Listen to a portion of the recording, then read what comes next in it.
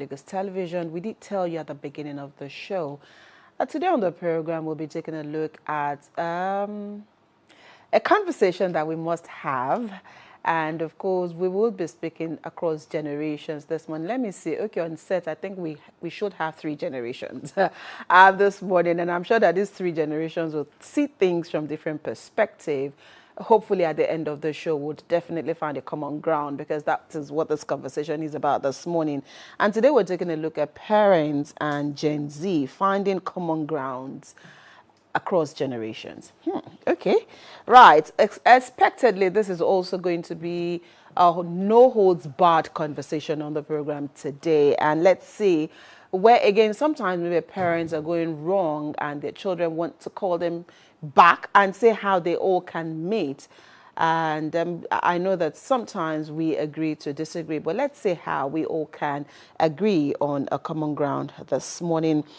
This morning we have 3 guests on the program today. On this side this morning, I have Azizat Mohammed Adangba. She's a strategist and development expert. Thank you for being on the program this morning. Thank you. You're not going to thank you. No, you're going to speak up when the conversation begins. Okay. No. Thank you, Azizat, for joining us on the program this morning. On the other side with Joy there. Okay, I'm sure that he's not intimidated this morning, because he's the only man. Blessed that you are amongst women. Amidst 4 women. It's blessed that you are amongst women. Blessed are thou this morning. Oladipupo Babatunde, he is a relationships management consultant. Thank you for being on the program this morning. Yeah, thank you. Good morning. Okay, I hope we will not subdue your voice. No, okay. Okay, and we have Emmanuel Akinladejo. She's a Gen Z advocate. Emmanuel, good morning. Good morning, Ma. No, so this morning, don't worry. I'm your, don't use ma. Let's just, we are on set this morning, so it's fine. Emmanuel is joining the conversation also on the program this morning. So let's begin the conversation. It's okay to begin with Emmanuela this morning, because Emmanuela is actually in the eye of the storm this morning. She's the one representing the Gen Z. Emmanuela, let me start this way with you. When we say Gen Z, a lot of people also, I guess a lot of people also do not specifically understand what you guys want, or what your generation is particularly, interested in. And I guess that's where we missed it. So when we say Gen Z and parenting, where do you see a problem really when it comes to people of your generation and people of my generation, her generation, his generation? So what exactly do you see as the problem? Lack of understanding. There they go. Lack of understanding. Yes, ma'am. So where have we missed it when it comes to understanding your generation? The people of older generations relate with us like as if we are the same age. They don't understand that we are in a different generation, a different era. So things are already very different, but they do not understand us. There's this gap, there's a loophole, and nobody wants to fill it. They expect us to grow up to them, but they don't want to come down to us. That's the problem. That's the problem. Hey, Azizat. Like, do you agree that's actually a problem? Is that why you think that there's a generational shift? Is it that the older generation barely do not understand them, or we just think that they are the ones truly not understanding what the older generation want from them? Very interesting, and I love what Emmanuel has said. Yeah. So, okay. Firstly, thank you for having us, or thank you for having me here this morning.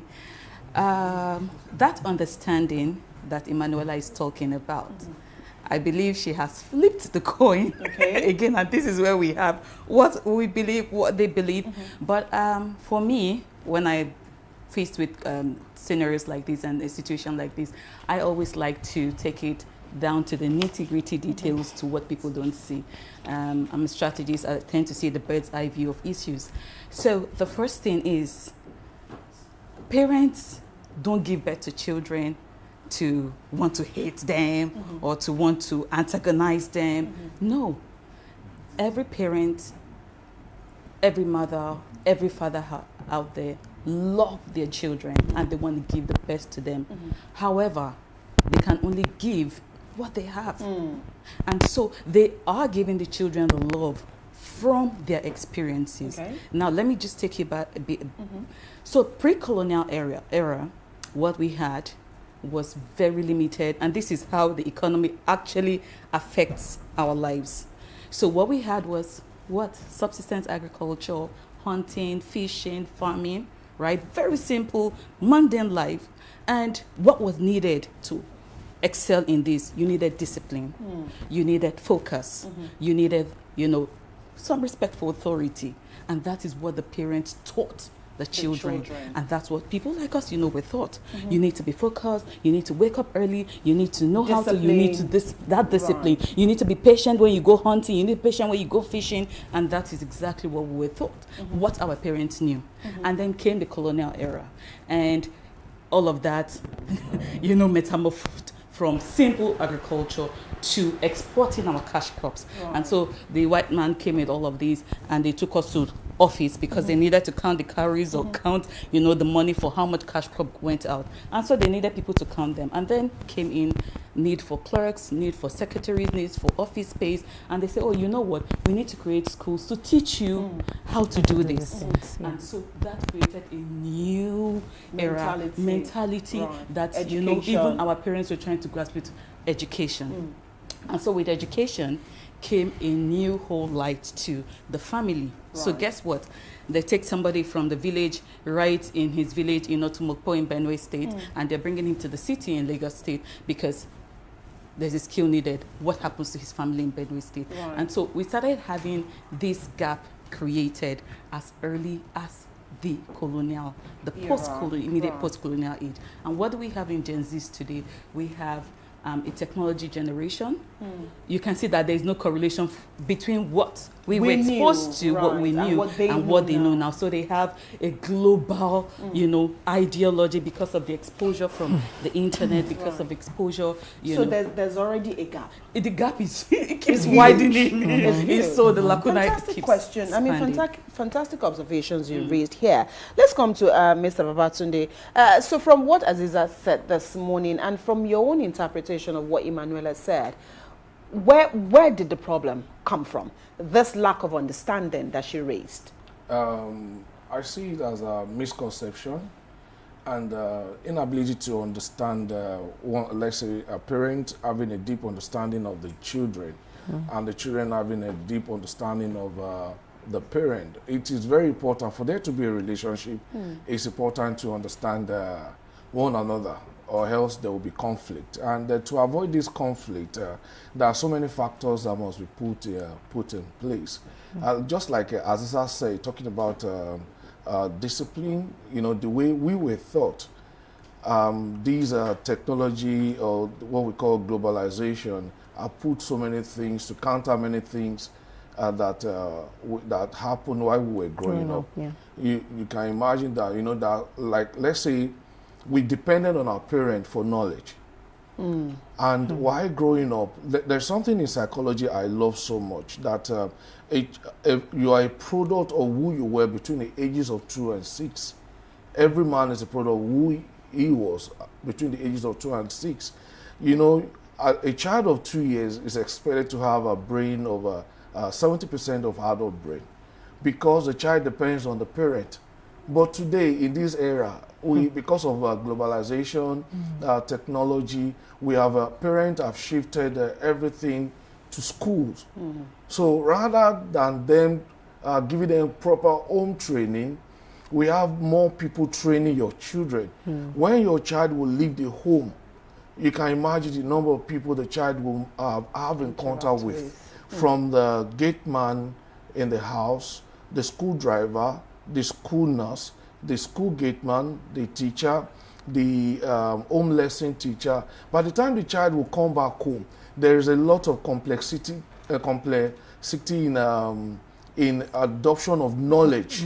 You understand? So now the child coming back home tired, he or she is not getting enough from the parent, because even the parent is tired by the time they get home. So that's where the conflict is. So we have to look at that. how much are the parents available? The parent that is not really available for the children now is expecting the children to listen to them. There's going to be a problem. So that's why we're having conflict at the moment. So issues of understanding is a core, is a big and that's problem. quite subjective, I believe. Yes. Joy. Azizat, this is for you. So I want us to go back to discipline now. You have taken us back to how things were and now how things are right now. But again, because we had this conversation last week, we're talking about discipline, and you know, from the conversation, it was stated that most of us parent our children now because we were traumatized by the way we were raised. And so, because you can't give what you don't have, and so the way you have been raised is the way you raise your child. And then listening to Emmanuel saying parents don't understand us, they expect us to grow up, they don't want to come down to us. I want to wonder, because honestly, I grew up too, you know. So I want to understand really what the problem is. Is it at the point of discipline? And maybe the Gen Zs feel that, their parents are too hard on them, or their parents do not understand that times and seasons have changed. Do you understand? So I'd like you to address those issues. All right, thank you so much. And I think this is interesting, that word discipline, right? And I use it very lightly because it's on a spectrum between, correcting a child and punishment or humiliating a child. And we need to understand that difference. Now, Emmanuel, we speak, our generation, your generation, we have passed through that age, trust me. But you see, now we're speaking different generational languages. We're speaking different emotional languages. We're speaking different cultural languages. And that's where we see it. So when she used the word trauma, I started laughing because, these days, because of how we are now microscopic in our communication, that trying to pick out every single emotion, we term everything. Every restriction, I'm oppressed. My parents, I can't be fooled. Yeah.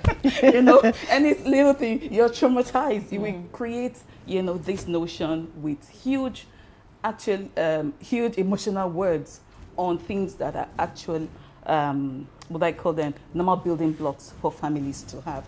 So, yes, when you talk about discipline, like I said, in our time, what we had, then the first structured thing was we went for wars, and through wars the first career besides our need to feed each other through agriculture and farming was what? Military. And so again, that was what we understood.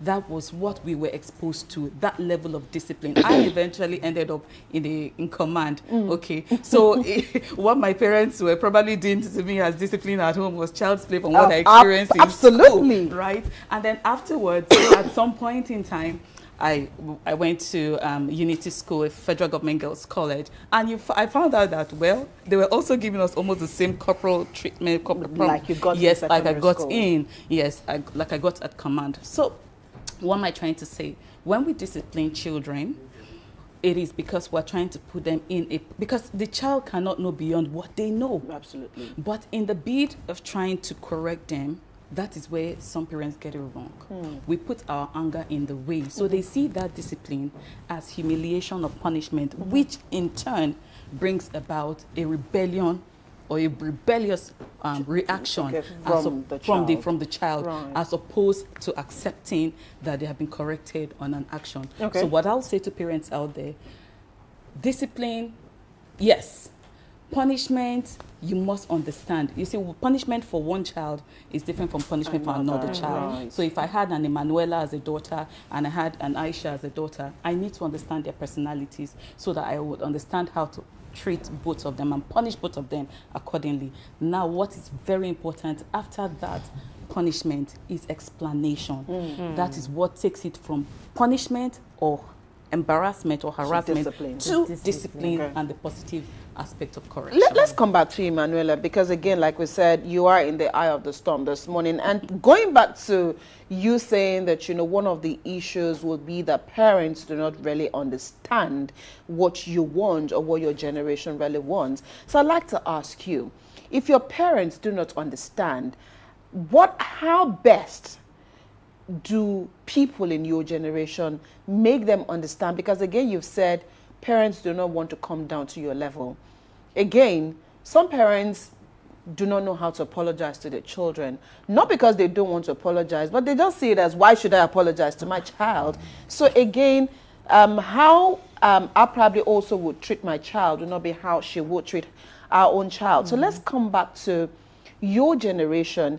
Where is the difference between making your parents understand what you want and rebellion? Because she used the word rebellion, and I know that your generation is very rebellious. So let's take it.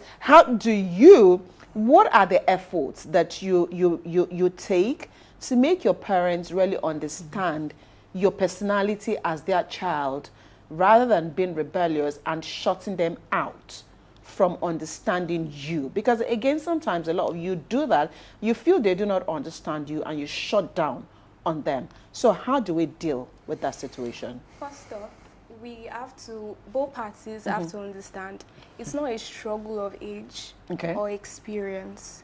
It's a matter of understanding. It boils down to understanding. The effort we make is really conversations, deep end conversations. Let's understand each other. Let's come to a common ground that we really want this to work. That's the major way this can work. But do you also agree that sometimes it has to be your way? Well, yes. So why? Yes. Why must it be your way? Why do you think that it has to be your way? Because that's where the clash often comes. Yes. Right. Yes. We feel our parents are way more experienced in the fact that, okay, we want to push the fact that, okay, we are Gen Z. We also understand that you are more experienced than we are. We are not we are not arguing that at all. But we see it. We want you to see us that we see it. So let's relate based on that. Okay, picking it from what Emmanuel has said now. Okay, I hear you. You know, and again, so many parents will say, okay, I hear you. You want to be heard. You don't want to be judged. And so how important is effective listening skills for parents? Because again, from listening to Emmanuel and that, to me, I just said, okay, so now parenting is, we are now dialoguing. We are now having, we are now, you know, I never had that with my parents. Dialogue, nibo. You understand? And so I'm saying, okay, so this is how things are now. But for me to have that as a parent, it means that I need to be able to listen to my child. And so how key is effective listening for parents? It's so important. She said something about understanding that the parents are more experienced. Unfortunately, the Gen Z world do not take that. They believe that what they know at the moment, the parents don't know. But they should be mindful of one thing. Some things were responsible for the parent to be successful, to be experienced, and we cannot take that out. We can't take them out of that context. So for them to want their children to be successful or doing things right, they still need to pass the knowledge across to their children. But for the fact that the Gen Z, they said, no, it's old school. You have no idea what's up now. And there's going to be conflict. But at the same time, coming from the angle of a counselor, a professional counselor, we also want the parent to try to have a proper study of the children. We might have two children, like I have two boys. They are two different personalities. Absolutely. I have to study them and relate to them based on what I've learned from their character or attitude. So many parents do have issues, you know, comparing children to one another, you know, and that's why there's a lot of problems. So by that, it's just you being very careful to study them so well. Have a deep understanding. I still want to you to underline that word. Have a deep understanding of who your child truly is. The reasoning, the way he assimilates information. You know, there's some Gen Z that needs to be pushed, and there are some you need to be. Once you push them, you will spoil everything. And there are some you just need to be very calm with them, and with that you can achieve something. But unfortunately, we have some of our parents who wants to enforce things, and it doesn't work. It doesn't work because of how I've been running advocacy, helping the young people at the moment, I see that why many Gen Z having a lot of issues because the parent wants to enforce their own thing on them, and unfortunately not be mindful of listening to them. Okay, where Oladipupo actually mentioned was where my thought was going to, and let me ask you this, Azizat. He did say that parents also sometimes, and I know it happens a whole lot, parents wanting to load their ideas. Because I said. Yeah, you must have it my way or no other way. So, at the moment, do you think that parents also need to start shifting and moving with the times, and also understanding that life is a lot different from how parents also grew up? Because we understand the facts that we've said it many times, and we've identified that what you do not have, you cannot give. And so are we getting there where parents also need to step back a bit and again just allow for the children maybe to make their mistakes, and just also give them that leeway to have their way all the time, and not necessarily be adamant and say no, it's either my way or no other way, going back to what she said on the facts that our parents do not really understand us. So do we need to start compromising now as parents, or must we just stick our grounds? Okay, so I wouldn't use the word compromise. Okay. Yes, because it's not a contest about Gen Z is right, old school parenting is wrong. No, there are benefits from each of these generations, and we should take the best of each, put them together, and see, how sweet that soup would be. But I want to take something from what Emmanuel said. And she said parents should know they are more experienced. But do you not realize that this is the first time I'm going to be a mother as well? I've never been a mother. So you are my first, right? And the fact that I'm a mother to Emmanuela is a different parenting from being a mother to Aisha. Absolutely. So I'm a first-time mother to Aisha, and even if I've been mother with her, she's growing. Every new experience for her is a new experience for the parent. Right. Yes. So it's not like you don't know. So we are all just trying as we go on. That's absolutely the advantage we have over a Gen Z generation is experience. We have heard stories, we have seen patterns, and so with that pattern, our intelligence tells us that it is no guarantee that the experiences you had as a child is the same experience your children will face. Absolutely. And unfortunately, that is the mistake that we parents make. So for example, a parent think they were traumatized, or somebody who was raped as a child now over shelters the child because you're afraid that every man out there is out there to rape your daughter, or so we tend to, that's the mistake I see. We tend to inflict our trauma on our children, right, which is not necessarily the matter. But then back to your question, like I said, we're speaking different generational languages with the children. We're speaking different emotional languages. So today I hear things like parenting, over-parenting, mother-henning. Those things didn't really apply to us. And like I would repeat again, our parents are only doing the best from what they know. So if you do not know how to be a parent, I think you should start seeking help out there. And parents don't also want to believe that they need to seek help. Yes. Because you feel that once you have a child, then you automatically become a parent. But is it automatic really? Is it automatic? By nature, I'm sorry, by nature it should be, because a mother hen carries her chicks and walks around. She doesn't even have to go to a school to teach the chicks how to peck and find food. So also a lion doesn't need to go to a school to teach the cub how to become a lion. How about if you're parenting wrongly? Well, what is wrongly? Because what is wrong for you is right for me. Absolutely. And so what is right for me is subjective. And so that is what, we need to put into context. Even in where we try to say, let's have these emotional conversations and understand. The emotional conversation I'm having with my daughter, Emmanuela, is different from what I'll have with her twin brother, Emmanuel. Right. Because they're still two different individuals. Emmanuela, you reacted. So what caught your attention there and you want to react over? Well, it was when she said parents, like, it's their first time leaving. We understand it's your first time leaving. I feel like that's even where the struggle comes in.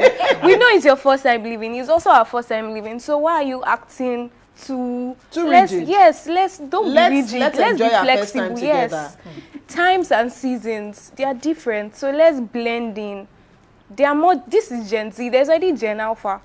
So how would you adjust again? You understand? Yes. We keep adjusting. Okay. Because time changes. Right. So as the time changes, then parents also need to evolve. Yes. But you know that you're going to be a parent one day as well. I do. Are you ready for that? Yes. I guess. At that time, I don't know which Gen will be available at that time. So what you're expecting from your parents, you know it's a ripple effect. You know it's a come back to you. Yes. Joy, over to Okay, you. yeah. So, you know, living with teenagers is one issue.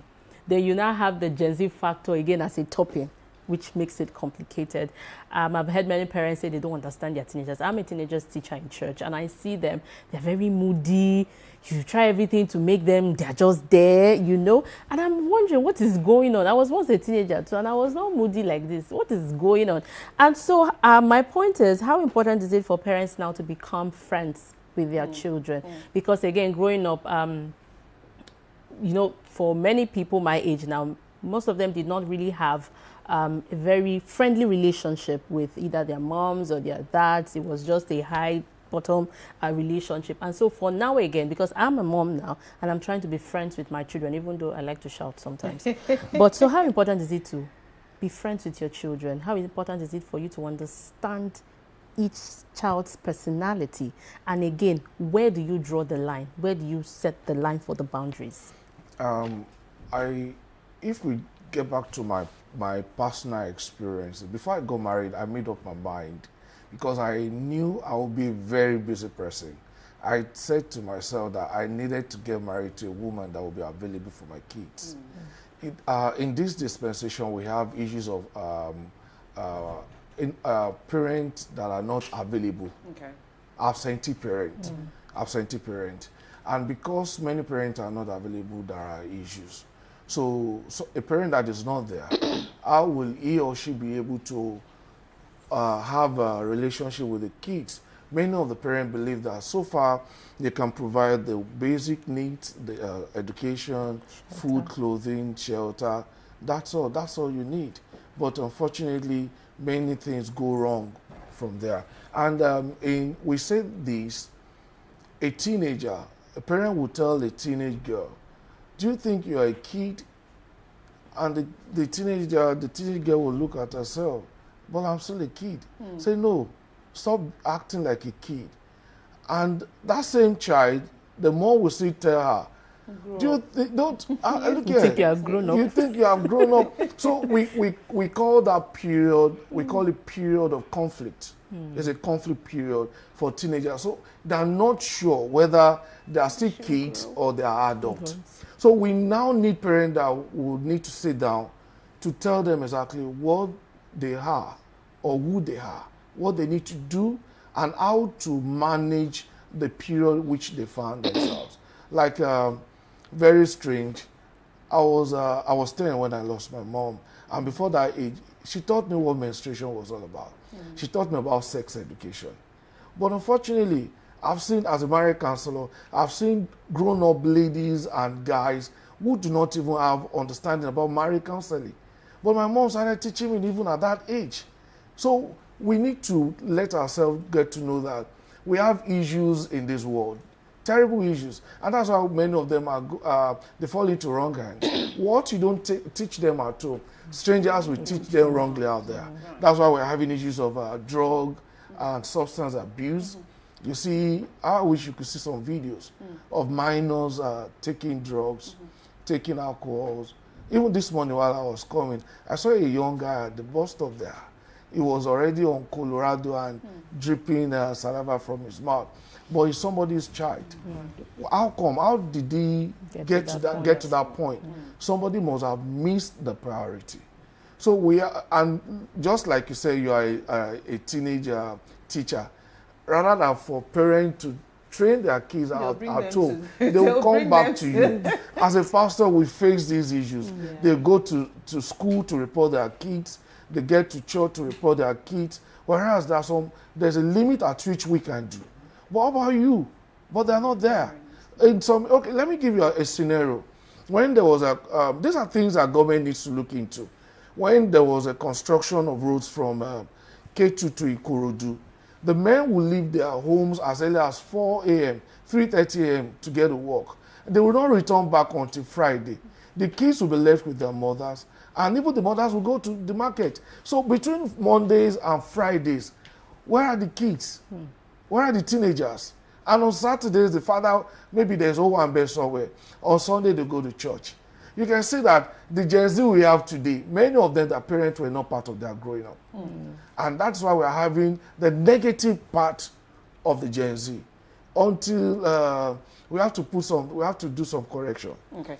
How to do that correction? Maybe by the time we put up some policies, government, like I think I've never been to UK, but my friend told me that if your kids must go for sport, the parent must be there. You understand? It's so important. It has been well packaged that the parent must be part of that growing up. And you can imagine they do not use cane over there. And we have so many disciplined children in the developed nations. It's not about the cane. It's not about the cane. I can't even remember the last time I used cane on my kids. With words and with prayers, because it's not about home alone. What about the kids they mix up with out there? Right. So I use my words.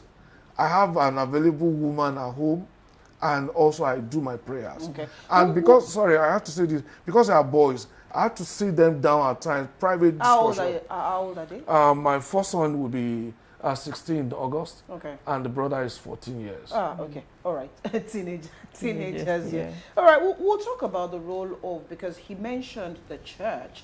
I'm glad we have two religions, of course, here present. So we'll talk about the role of the religious organizations as well as the society in a bit. But we have a question here for you, Ella, and I'm sure that this is going to put you on the spot on national television. And this question says, Ella, give us examples of how you meet your parents in the middle with relationships and dressing. I know your parents don't really like big earrings, but you wear them. Oh my God. That's rather personal. So give us, how do you navigate this? So, okay, I come from a very, let me say, SU family. Okay. Back at home, my mom is an SU. So the way I came to the middle for about jewelries, I graduated with almost the first class. So that was like the... It was negotiable. Yes, I'll be very good in school. Okay. So I'll do what I want. I just pierced my ears when I wanted to leave school, when I was about to sign out. That was actually when I pierced my ears. And there was no so much back and forth. And they, assuming it was like 15-year-old Ella, they would have even been beaten or something. But I already grew up. I was already experienced. I did not mess up in school. I was very focused. My GPA, they kept following it, so I did my part. So it was a bargain. Yes, it was more or less like, okay, I've done this for you. Balance, yes. It's my time to live my life. Oh, okay, I mean, well said. So let's come back to, of course, we know that the society right now is evolving, like we've said, and the religious organizations are there. And I'm sure that, you know, we also had this generation of everyone wanting to help you train your child. While we're growing up, we had the communal living setting when if you did wrong, they will beat you from the beginning of the street till you got home. That's not there anymore. Absolutely. And now you have parents even following their kids to school to beat up teachers. And so if we had what we had back then, the kind of communal living, if we still had that, do you think that also would have helped bridge this generational gap that we seem to be having at the moment? And if we cannot do that, how can the religious organizations or religion generally help to also help either the parents or the children better understand themselves? Okay, so I'll take it from communal living, as you talked about it, and I'll take us back to what I said from Pre-colonial, the pre-colonial to the right. post-colonial era. And so that's where we had that whole community living. In fact, when you married those days, no need to start wondering about house rent. You and your wife will stay in the hut and in the compound. The best is that they will give you your own hut. I'm sure Ella can't imagine what was that? What was that, right? So yes, and that happened, and so it was a community that was bringing up a child. So where my lapses were, you will be there to correct the child. When I'm over loving, you'll be there to, put some discipline. Where I'm over disciplining the child, you'll be there to tender and put some love. And that was how it was. So you had an almost all-round balanced child when it comes to, an individual. When our parents were now sent, I transfer you to Jigawa all the way from Enugu. I transfer you to Sokoto all the way from Lagos. It created a lot of distortion. In the midst of that, so many other things were creeping in. One of the things was the trust factor. So I'm Yoruba. I live from Ogun State all the way to Sokoto. I don't speak the language. I don't even know how to communicate with these people. There was already, so me and my family. So it's mother, father, and then of course the concept of monogamy was also there. It's supposed to be just you, your husband, and your children. Right. No extended family, no room for extended family, brothers and sisters living with the uncles and aunties and all of that. So again, all that dynamics were changing the way a family would be. Right. So what happens is, I love when Ella said, I did my part. I went to school, I read, I passed. She gave her parents what they wanted. I gave my parents what they wanted. It is what they gave you. You are a product of what they put in you. If they hadn't taught you that discipline, that focus, you wouldn't have learned it anywhere else. That's absolute truth. So yes, and I appreciate that. I love that your parents have been able to do that, and now you have your voice. You're now a big girl. You're earning your money. I will wear my earring.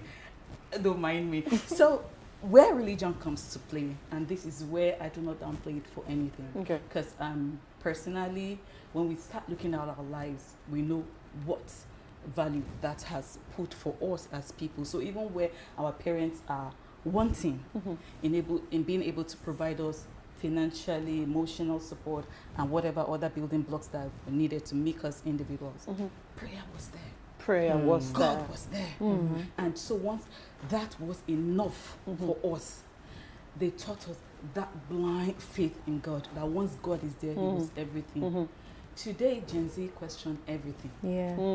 They want, I cannot see God, so why should I believe the existence of God? What do you mean? And they want instant gratification. So I've been praying since day for nothing has come. Nothing has happened. I beg, this God, I'm not in it. And so this is where our religious institutions have to be very strategic. And I've seen a lot of Islamic interventions, both in churches, we've seen a lot of focus on the teenagers, catch them young, catch them young. And I guarantee you, if we can catch the teenagers at that age, forget Emmanuel, there are certain things she will not do today, even if she becomes a billionaire, because of what has been put in her. Right. Yes, the foundation is right. So no flood is going to shake away that house. And that I can say, and guess what? She said, my family is that SU concept. She didn't realize that it's the God factor that came with whatever the parents must have instituted in her. Ground her, yes, as the individual she is today. And I'm sure that's why we also find her worthy of being on this stage today, despite being a Gen Z. So yes, Gen Z is there. Your personalities are there, but then there's God. There's the God factor. There's the God factor. We must not lose lose our focus on that. Oladipupo, I'd like to take your opinion on that as well. Emanuela is not the, I don't want to say as the Gen Z I'm looking at. She's a post Gen Z. Well behaved Gen Z. No, just like Azizat said, she's a product of a solid foundation. Once the foundation is solid, you can go back to bed and sleep. My parent, in fact, my father was not really there. But because I had a very wonderful foundation, my parents had no reason to be afraid of anything. My guardian had no reason to be afraid of anything. Nobody was there with me in school, and I was well behaved all throughout my university days because the foundation was okay.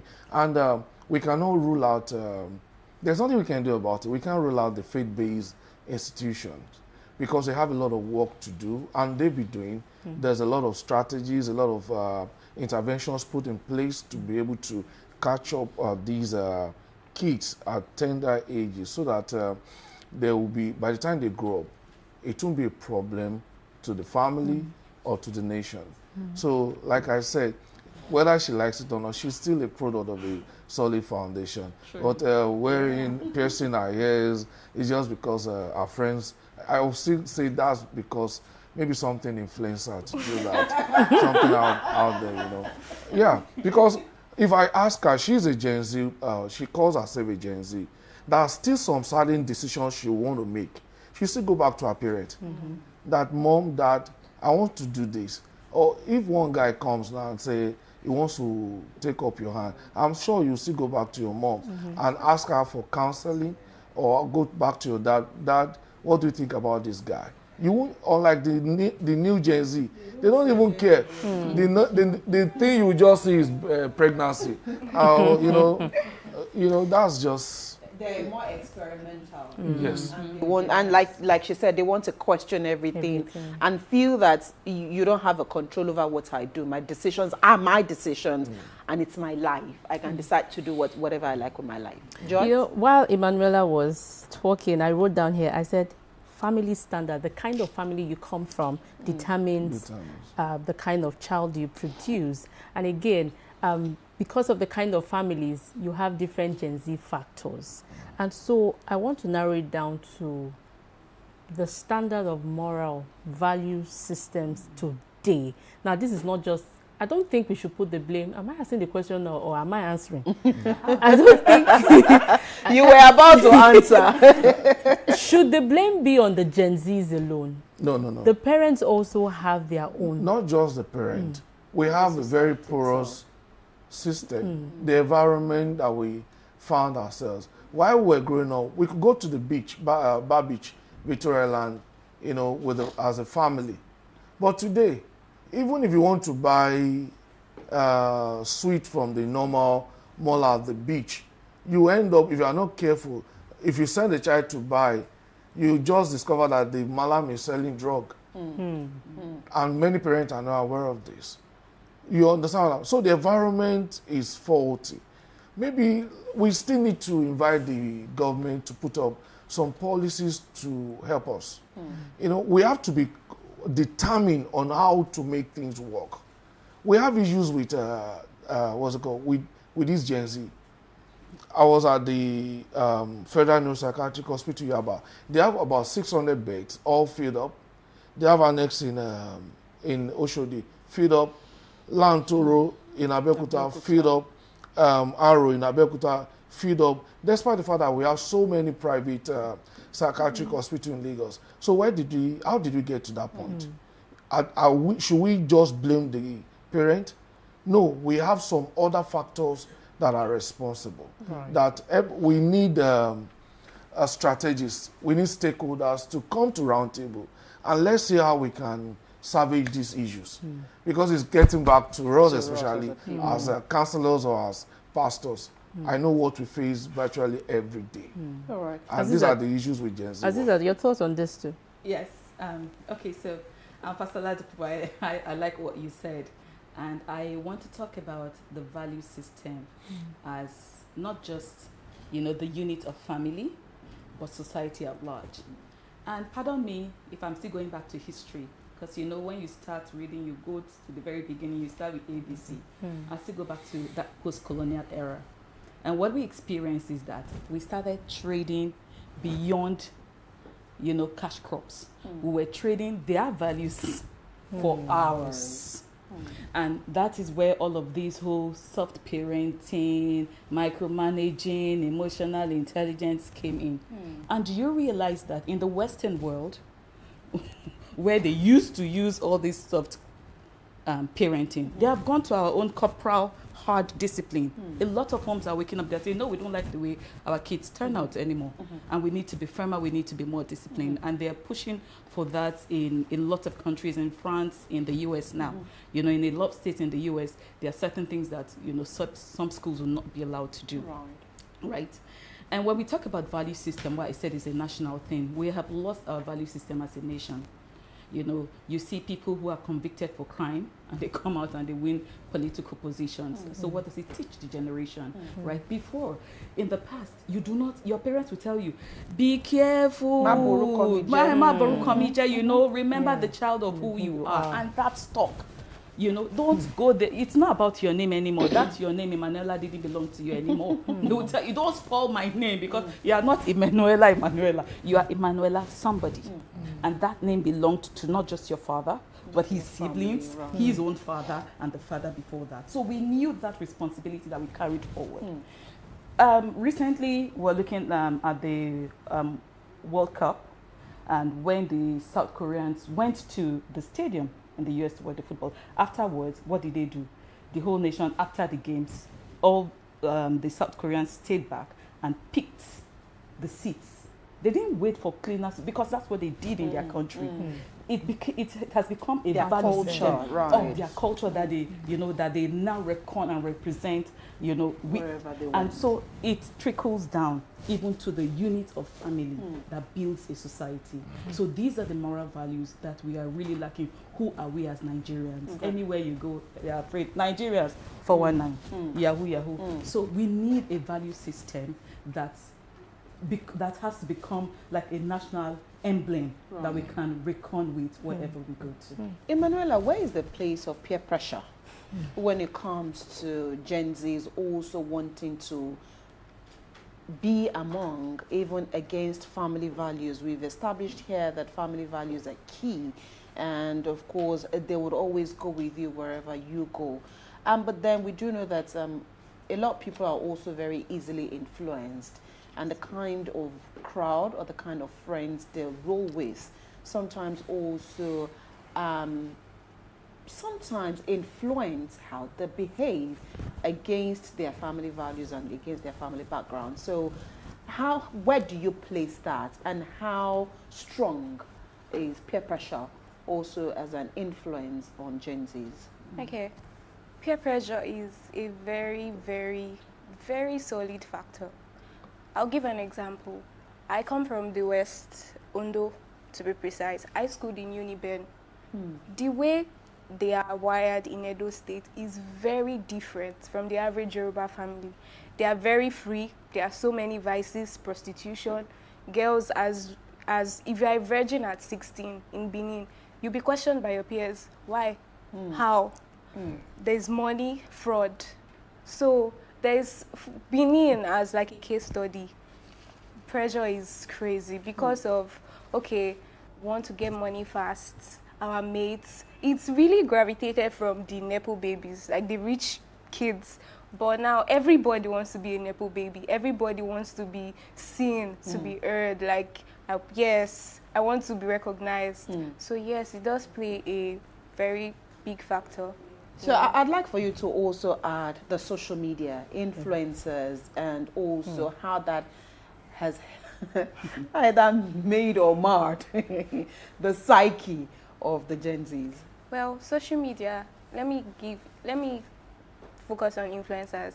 It's has actually made, because we get to get knowledge about digital jobs, like, yes, AI, how to use AI, content creation. You don't have to struggle so hard like your parents to make more money than they do. An average Gen Z is making $1 million, $2 million, and your parents, they in a year, if you calculate their salary, they have not seen that kind of money. Then the way it matters is the fact that there are some crowds, they mingle, but they do not tell us about it.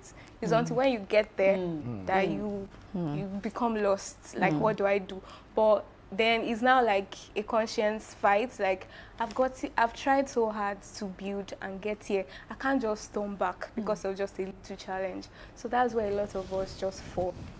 Okay, I have a question for you, Ella. I'm sure you are aware of the thing that trended, was it last week, the Olodo syndrome thingy that trended. Yeah. And so as a Gen Z now, do you see the place for, or do you see the importance for hard work or easy gratification? I see the place for hard work because honestly, we work hard.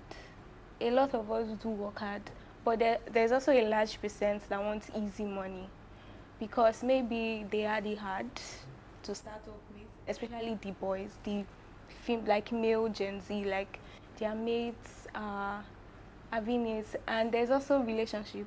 Girlfriend, I want to yes, I want to take her. I want to take her with me. Like I want to show myself. Yeah, so yeah, that's about it. But is it important for you to understand, or for Gen Zs to understand now, not you personally, that there is time for everything?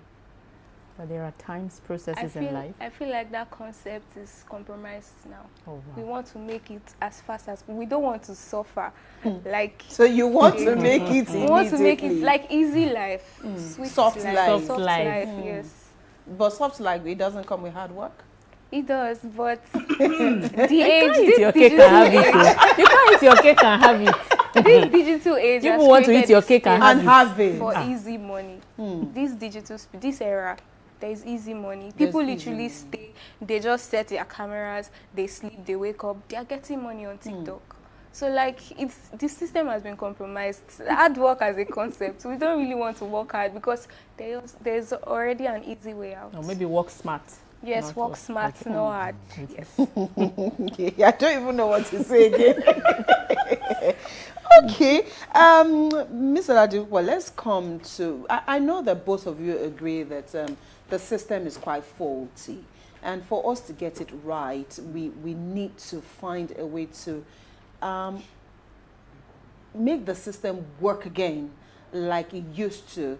But let's go back to parents. I mean, Emmanuel here, she's representing the Gen Z, but let's come back to the parents here. I'd like for you to speak to the parents this morning. How best can parents navigate this murky waters? Because again, it is murky, because sometimes you do not even know your child. You're living in the same house, but you do not even know that child. You do not even know what those children are capable of doing. So how best can parents navigate these waters? And I'd like for you to also assure parents this morning that it's okay to seek for help if you're overwhelmed, because a lot of people also, sometimes we also do not want to admit that as parents we have failed, and so you do not want to seek help. You're also in that era of what will they say, or what will people say? So parents, at what point should you seek for help, and how best should you seek for help? Yeah, thank you. Number one, parent needs to sit down, analyze what the issues are. When you realize there are issues, that is when you can know that there are possible solutions. I am of that school of thought that for every problem there's a solution. So when you analyze that, then you tick them one after the other, then see where there is need for adjustment. Like relationship with the children, having to understand your children, getting to know what their problems are. Like you said, some parent needs to seek for therapy. Look out for counselors to talk to you about how to navigate between your, let's say, the things that are holding you back and your children. For example, many parents want to work, like you said, they want to work hard to meet the needs of these children. So sometimes we cannot blame them. But at the same time, take it easy. Do you understand what I'm trying to say? You know, like I said, some parents will leave their houses as early as 4 a.m. on the Monday morning. I wouldn't return until later on Friday or Saturday because they need money to take care of the family, especially fathers. Like many fathers are going through depression because they're unable to provide for their family. And unfortunately, these same Gen Z kids will still abuse their parent or other fathers are providing. And like you said, I want to bring out a point from there. that many of the Gen Z world are making a lot of money on the digital. Do you have the data? Only few of them are making it on the social media. Not all of them. The same way it's applicable to the parent. So we just need to be sensible and find out what can I do that will make my life easy. You understand? Not everybody have to struggle. So parents should please seek for counseling and ask God to help you, because like I always go back to that. You go back to the altar. Because it has helped me. I pray. I'm not always around. I pray for my kids. I pray for my wife, who is always available to take care of them. So that, because at times when you get home, your wife will want to report your children to you. Do you know what I had to do? During COVID, I learned so many things on social media. I bake my children's birthday cake. I do continental dishes for them. My wife preferred to do local dishes. I get to kitchen with them so that they will learn from me. And when I want to pay school fees, I don't give it to my wife. I give it to them. I pay it myself. And tell them so that they will know that their father is working, is doing something. And at the same time, I'm teaching them how to take care of their wives when they grow up. Because it's important so that the kids will know that their father is responsible, their mother is responsible. So I am making myself the first good example to my children. So when the parents decide to be a good example, to be good examples to their children, the children want to grow up to be like their father, or grow up to be like their mother. Some children, ask them, at times you can try it. Give them a sheet of paper. Don't put your names. We've done it before. Tell us about your father. Tell us about your mother. Would you like to be like your parent? You'll be so surprised what you see these children will write. And it's a big issue. Think about it. Sit down. Would I love my children to be like me or not? So if you can be bold enough to say, yes, I don't mind my children being like me, then you are good to go. Anywhere your children will go, don't worry, they will be good examples to you. Okay, for me, Azizat, this is for you now, because again, this conversation still trickles down to the family line.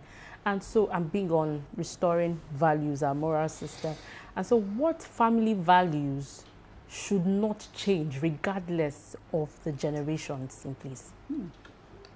What family values should not change regardless of the generation? What family values are there? That's what we should start asking ourselves.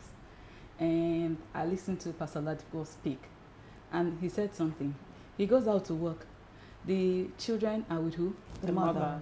So in Islam teaches us that, both the father and the mother have equities to bring onto the table. So the man's position really is for financial provision, protection, security, and that is why a man can go into depression, because he's unable to financially provide for the family. The woman is saddled with the responsibility of nurture and care. But you would agree with me that the way the world is structured now, that has already put a challenge in the position of women. Some women are given only 3 months of a maternity leave, and from 3 months, a child is already subjected to daycare or the hands of a nanny. So the critical formative ages of a child have already been outsourced. And that is why you see that gap, that lacuna, that mismanagement when the children now have a voice and can speak. And then you see that there's always loggerhead, because that child was not brought up by the mother. Unfortunately, the children were only sleeping in the house, but they are the imprinted children nurtured by house helps and kindergarten homes. That is exactly what you see. So they are biological children, but they are not the children of that home. So what family values have been formed or formulated? So it goes beyond, I want to pay my children's school fees directly so that they can see it from me. The children will know it. And this is where I'm trying to say that women who opt for, and this one positive for Gen Zs, right? I can stay at home now, work from home, be responsible for my family, and I'm still earning my trick. I mean, it's not a competition how much I make versus what my husband makes, right? Money. But I can sit at home, do something with the education that I have learned, right?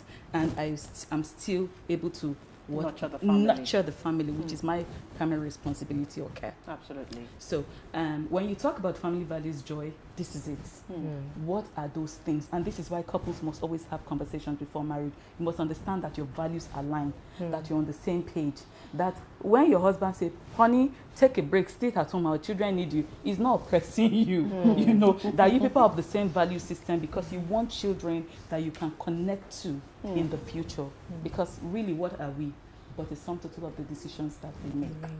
All right, as we wrap up this conversation this morning, one question for every one of you, and I'll start with you, Joy, and that would be, if we could give one advice to both the parents and the Gen Z this morning as to finding a common ground, what would it be? I know that's where we started from, and you said better understanding. So aside better understanding, what would it be? How can you ensure that the Gen Z and the parents meet at the common ground and there's respect for one another? Parents should try very hard to set good examples. A lot of them, they do not set good examples. So they are not role models. Yes, we have this theory of why are the women, the mothers, why are they assuming the roles of the fathers? A lot of the average Gen Z, the father is absent, or we can watch them transfer responsibilities to our mothers. So right now, we have more respect for women, for mothers, rather than the fathers. So I feel our parents should try to set good examples that will stick. That will stick. That would stick. Pastor Oladipupo. Well, interestingly, that's what I will say too. Okay. To be good role models.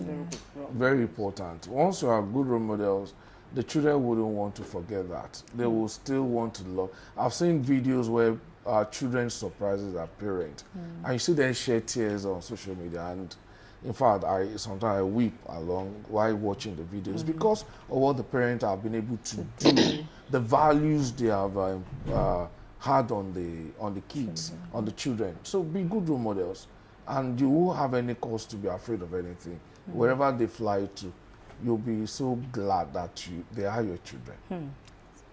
Azizat? I actually love what Emmanuel and Pastor has said, Pastor Oladipupo have said this morning. And I will take it from there. I'm an orphan, really. And, you know, interestingly, both my father and my mother died in my hands. And I see that as the greatest honor as a child. And I had a political position when my mom took ill. I turned down that political position to go and sit with her in the hospital because for me, with all the disciplines that had been instilled in me, that was a greater honor than, you know, some hundreds of thousands of years of money that would come and go. And if you have been in money before, you know that it doesn't stay, it comes and it goes in any case. But you know, things like that never go anywhere. When I go to bed, I'm glad, I'm happy that I made that sacrifice. So taking the cue from what Emmanuel said, let us be role models. And so that's where I will come to again to say, we cannot give what we don't have. Forget whatever your parents may have done or not done. Whatever we are judging our parents for, you are responsible for the adult that you turn out to be. At some point in time, you have a decision to make for your life. What kind of parent are you? What kind of adult are you? And what kind of adult are you raising tomorrow? So I think I'll leave it. Wow. Thank you very much. Valid points we've raised this morning on the conversation, and we do hope that we have been able to at least find a very good meeting point between the Gen Z and their parents this morning. Again, it is a lesson for both the Gen Z and the parents to take away from this show today. Wherever you think you can make amends, please do, as these decisions will definitely come back to haunt you later in life, either for good or for bad. Thank you so much, Emmanuel Akinladejo, for coming on the program today. We appreciate your thoughts.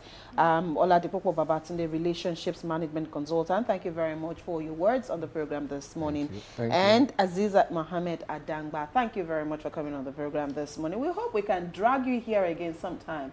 We know Sheikh did this, so we would ask that he please do this again more often. Thank you so much for coming on the program this Thank morning. you very much. And that's the much we take on this side of the table. We'll take a quick break. I think we will just need to close the show, Joy. Yes. We do not have more time. Yes. So I think we just need to close the show this morning, Joy. Yeah, it has been an interesting conversation. A lot of things have been said, lessons learned. Enjoy your weekend. I am Joy Olu. All right, thank you so much for watching the conversation today and all week long. We thank you especially to our viewers. You are the most valuable on the chain. Remember, you can catch a repeat of this broadcast on all our social media platforms, especially on YouTube. Go back and watch this conversation. I'm sure you'll be glad you did. We'll see you again on Monday at 10. Enjoy the rest of your day and have a fantastic weekend. I am Abimbola Bello.